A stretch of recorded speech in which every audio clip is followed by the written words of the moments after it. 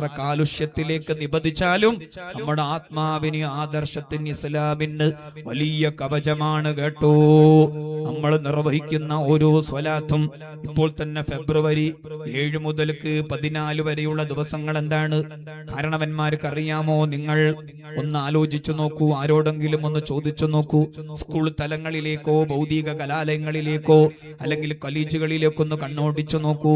ഫെബ്രുവരി 7 മുതൽ 14 വരെയുള്ള ദിവസങ്ങൾ ഇപ്പോൾ ഒരുക്കങ്ങൾ തുടങ്ങി. പ്രണയ ദിനങ്ങളാണത്രേ, വാലന്റൈൻസ് ഡേയ്സ് എന്നാണ് പറയുന്നത്. ഫെബ്രുവരി 7 മുതൽ 14 വരെയുള്ള ദിവസങ്ങൾ പ്രണയ ദിനങ്ങളായി ആഘോഷിക്കുന്നു.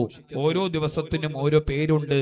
Propose day, rose day, chocolate day, teddy day, promise day, kiss day, hug day, Valentine's day.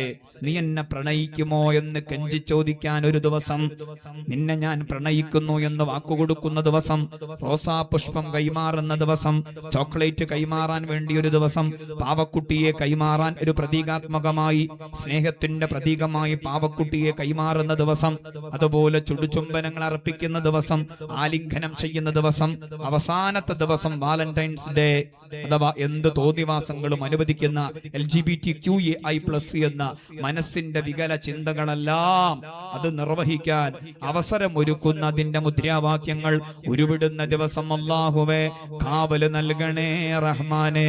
തോന്നിവാസങ്ങൾ പരസ്യമായി ചെയ്യാൻ നമ്മുടെ സമുദായത്തിലെ മക്കൾ തന്നെ മടിയില്ലാത്തവരായി മാറിക്കൊണ്ടിരിക്കുമ്പോൾ ഉമ്മമാരെ ബാപ്പമാരെ സ്വലാത്ത് ശീലിപ്പിച്ചോളൂ മക്കൾക്ക്. അത് വലിയൊരു കവചമാണ്.